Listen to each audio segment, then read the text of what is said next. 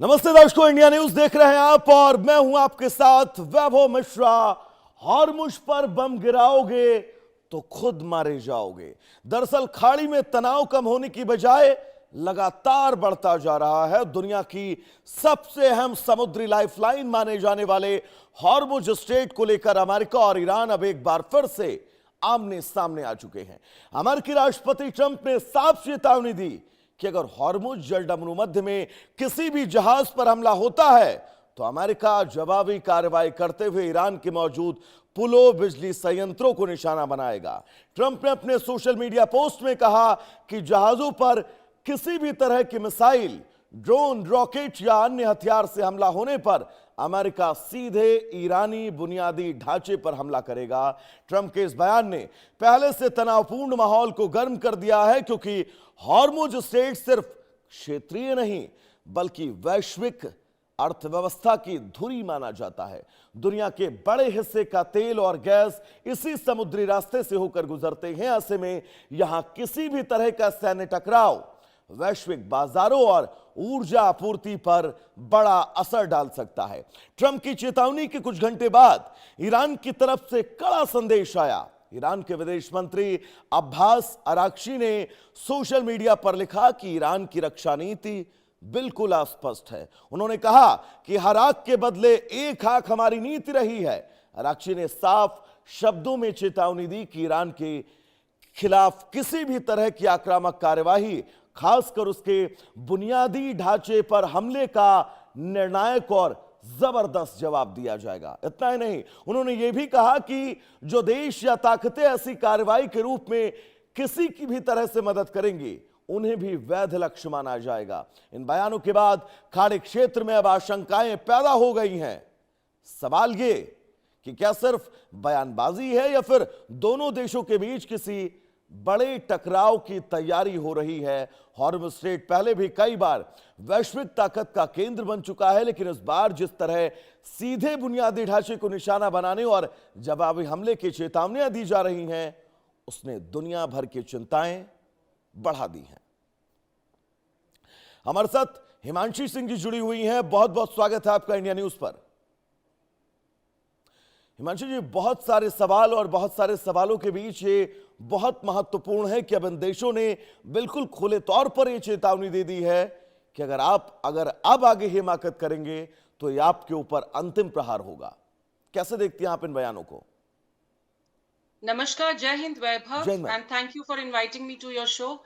देखिए, इस समय जो हालात हैं वो अभी आप देखें तो समीकरण बहुत बदल गए हैं। यहाँ तक कि ब्रिटेन में जो नए प्रधानमंत्री आए हैं, उन्होंने भी अमेरिका को अलाउ कर दिया है कि फॉर डिफेंसिव पर्पसेस आप हमारे बेसिस का इस्तेमाल कर सकते हैं। अमेरिका ने अब अलाउ किया है सऊदी अरेबिया को, and they are entering a 30 years long treaty about the nuclear weapons.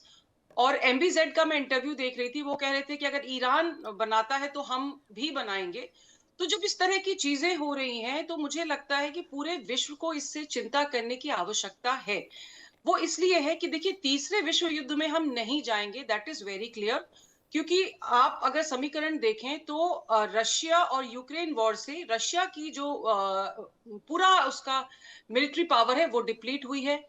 NATO क्योंकि लगातार यूक्रेन को सपोर्ट कर रहा था, उनकी जो पूरी मिलिट्री पावर है वो डिप्लीट हुई है। अमेरिका का जो MQ-9 तक है उसको भी ईरान ने बराबर खत्म किया है।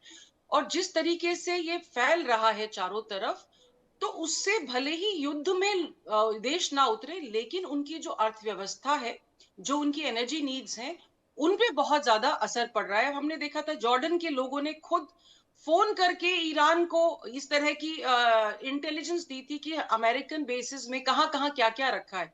यानी कि हर कोई अमेरिका के साथ नहीं है और हर कोई ईरान को भी गलत नहीं मानता है। तो अमेरिका अगर ईरान के जो सिविलियन इंफ्रास्ट्रक्चर हैं, जो कि एक वॉर क्राइम होता है कि आप सिविलियंस को निशाना नहीं बनाते, लेकिन डे वन से जब कारपेट बॉम्बिंग की गई थी, जब 1200 हमले किए गए थे लगातार, तो तब भी ईरान के सिविलियन इंफ्रास्ट्रक्चर को डैमेज किया गया था। और उसके एवज में हमने देखा था कि ईरान ने किस तरीके से फिर अंधाधुंध मिसाइलें गिराई थी। वही सेम चीज इस दूसरे दौर में हमें देखने को मिल रही है कि अगर अमेरिका ईरान के इंफ्रास्ट्रक्चर पे, जो कि उसने अभी कुछ समय पहले से लगातार विध्वंसक हमले किए हैं, और बच्चों के स्कूल में, हॉस्पिटल्स में, हर जगह वो हमले कर रहा है, तो ईरान डेफिनेटली पलटवार करेगा। और जिस तरह की मिसाइलें अब वो निकाल रहा है, देखिए सेजल से वो हमला कर रहा है, और रूस के जो राष्ट्रपति हैं पुतिन, उनका एक बयान आया था कि सेजल का जवाब अमेरिका के पास नहीं है। तो मुझे लग रहा है कि हॉर्मुज जो है वो तो एक इनके हाथ में एक बहुत स्ट्रांग एक नस आ गई है। और बाबल मंदिर देखिए हुतीज ने बंद कर दिया, और बहुत क्लियरली कहा है कि अब ये सिर्फ सऊदी अरेबिया के लिए बंद नहीं है, जी। ये हर उस जहाज के लिए बंद है जो इस रूट का इस्तेमाल करना चाहता है। तो अब जहाजों को केप ऑफ गुड होप की तरफ से घूम के आना पड़ेगा, तो शिपिंग, इंश्योरेंस, हर तरह की सप्लाई चेन के जो खर्चे हैं वो बढ़ेंगे। तो मुझे थोड़ा-सा लग रहा है कि इस समय पूरे विश्व जो है एक खौफनाक मंजर देख रहा है, और हमको सच में डरने की आवश्यकता है। जी, हिमांशु वैभव। जी, अमूमन जब मैं जुड़ता हूं तमाम अपने पैनलिस्ट से तो कर्नल साहब कहने की आदत मेरी पड़ी हुई है, लेकिन ये मेरा सौभाग्य कि मैं कर्नल मैम क्या क्या सवाल कर रहा हूं, और सैल्यूट है आपको। आप इस देश की लाखों करोड़ों महिलाओं के लिए प्रेरणा है। सवाल मैं अब आपसे पूछूंगा, सवाल मेरा ये है मैम कि जिस तरह से हमने देखा रूस और यूक्रेन के बीच युद्ध चल रहा है, और पिछले 5 साल से युद्ध चल रहा है, वो दोनों देश एक दूसरे पर अटैक कर रहे हैं, लेकिन 5 साल तक किसी युद्ध का चलना ये बता रहा है कि युद्ध अभी निर्णायक मोड़ पर नहीं पहुंचा है। लेकिन इस युद्ध के मामले में, इस फ्रंट के मामले में स्थितियां बहुत अलग हैं। तो आपको क्या लग रहा है, कितना वक्त लगेगा इन दोनों देशों के बीच कोई सुलह समझौता या फिर इस युद्ध के खत्म होने में? वैभव देखिए, जो रशिया यूक्रेन का युद्ध है वो किस लिए खत्म नहीं हो पा रहा है, क्योंकि ऐसा नहीं है कि रशिया लगातार बॉम्बार्डिंग करके उसको खत्म नहीं कर सकता है, लेकिन जिस तरह के संसाधन यूक्रेन में है वो उनको डैमेज नहीं करना चाह रहा है। कि आप सिर्फ जमीन का करेंगे क्या? अगर आपको वो पूरी जमीन चाहिए तो उसकी आपके लिए कोई महत्ता होनी चाहिए, लेकिन अगर आप उस पे जो तेल के कुएं हैं या रेयर अर्थ मिनरल्स हैं सबको खत्म कर देते हैं मिसाइल मार के, तो it is of no use. लेकिन जो ईरान और अमेरिका का जो ये युद्ध है, ये दो तीन चीजों का युद्ध है। एक तो ये वर्चस्व का युद्ध है। अमेरिका 1979 से बहुत ज्यादा चिढ़ा हुआ है कि उनको बाहर निकाल दिया गया था। See, America has no business to interfere in any countries internal affair, लेकिन अमेरिका इस चीज से बाज नहीं आता है। और ईरान पिछले ऑलमोस्ट 47 ईयर से तैयारी कर रहा है to give back nice and proper to America. और जी। देखिए इसीलिए अब उनके जो आर्मी चीफ हैं उनका भी बयान आया, जिनको हम अमूमन पर्दे पे नहीं देखते हैं। उनका बयान था कि ड्यूरिंग ये पूरा स्पैन जो चला है 5 महीने का, पहली बात मोसाद के इतने लोग ईरान में घूमने के बावजूद दे डोंट नो कि मिसाइल्स बन कर रही हैं। दूसरी चीज, ईरान ने एक दिन के लिए भी अपने इस प्रोजेक्ट को रोका नहीं है। So this speaks volume about एक तो ईरान का ग्रिट, दूसरा जिस तरीके से उन्होंने अपनी सप्लाई चेन्स और अपनी मिसाइल पावर को डेवलप किया है वो कमेंडेबल है। लेकिन अब इस समय ईरान जो है एक बहुत ही अच्छी स्थिति में था जब इनके बीच में वो 14 सूत्री एक अंडरस्टैंडिंग बनी थी, जी। समझौता पत्र जो इन्होंने साइन किया था।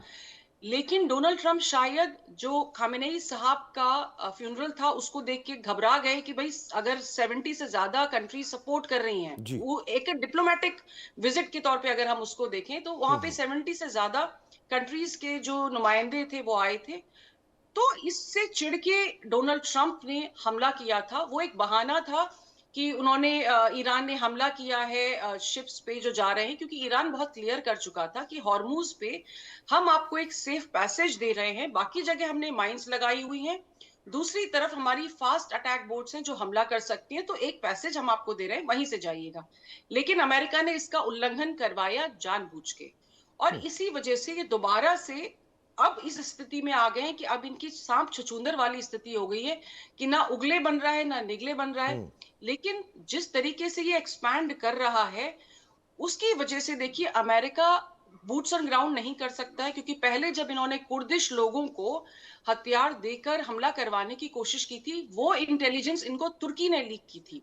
और इसीलिए ईरान जो है, इराक में जितने भी ये कुर्दिश रेबल्स हैं जो जी। कुछ हद तक ईरान में भी हैं, इनकी नकेल कसने में कामयाब रहा था। देखिए ऊपर से जो दिखाया जाता है कि हाँ अमेरिका के साथ खड़े हैं, लेकिन ऐसा नहीं है कि हर कंट्री अमेरिका के साथ खड़ी बिल्कुल। है। बहुतों के हित जो हैं, जो बैक चैनल डिप्लोमेसी कहते हैं या पर्दे के पीछे हम कहते हैं, वो ईरान को बहुत तरीके का सहयोग पहुंचा रहे हैं। तो इसलिए ईरान भी उतनी वीक स्थिति में नहीं है, जैसे मैंने आपको जॉर्डन का एग्जाम्पल दिया था। जी। एक और चीज मैं आपसे शेयर करना चाहूंगी वैभव, कि जी। कैस्पियन सी जो है उससे ईरान और रशिया जुड़े हुए हैं, और वो एक ऐसा रास्ता है कि वहां पर कोई और देश चाह कर भी ईरान और अमेरिका सॉरी रशिया के जो रास्ते हैं उनको ब्लॉक नहीं कर सकता है। और रशिया भी लगातार देखिए मिसाइलें बना रहा है। तो अगर रशिया को आवश्यकता होती है तो वो रशिया की सॉरी ईरान को आवश्यकता होती है तो वो रशिया की हेल्प कर सकता है। और बाइडू सैटेलाइट से चाइना लगातार इनको pin point grid wise location दे रहा है। और सऊदी के साथ में अमेरिका क्यों न्यूक्लियर जो समझौता है उसमें जा रहा है, क्योंकि देखिए बाइडेन का बहुत क्लियर था कि अगर आप अब्राहम अकॉर्ड पे साइन नहीं करते तो आपको यहाँ पर न्यूक्लियर बनाने की इजाजत नहीं होगी। लेकिन उसको दरकिनार करके ट्रंप ने अलाउ किया है सऊदी अरेबिया को टू डेवलप दिस फैसिलिटी। और आपको जान के आश्चर्य होगा कि ईरान में भी जो पहली बार न्यूक्लियर संयंत्र लगाए गए थे वो अमेरिका के द्वारा ही लगाए गए थे। तो देखिए और चीजें बहुत तेजी और से ये बदल ये रही ये हैं। बड़ा महत्वपूर्ण भी है हिमांशु जी, क्योंकि ईरान अपने परमाणु प्रोग्राम की तरफ जिस दिशा में आगे बढ़ रहा है और उसका लक्ष्य बिल्कुल स्पष्ट है कि वो 52 मुस्लिम देशों में पाकिस्तान के बाद दूसरा ऐसा देश बनना चाहता है, खासतौर पर पश्चिम एशिया में अपने दबदबे को मेंटेन रखने के लिए, कि जिसके पास परमाणु ताकत हो और परमाणु संसाधनों से वो लैस हो। फिलहाल हिमांशु जी आपका बहुत बहुत शुक्रिया हमसे जुड़ने के लिए और इस तमाम जरूरी जानकारी को दर्शकों तक पहुंचाने के लिए। तो चलिए इस बीच आगे बढ़ेंगे। बड़ी खबर आपको बता दें, हिमाचल में बाढ़ और लैंडस्लाइड से भारी तबाही देखने को मिली है।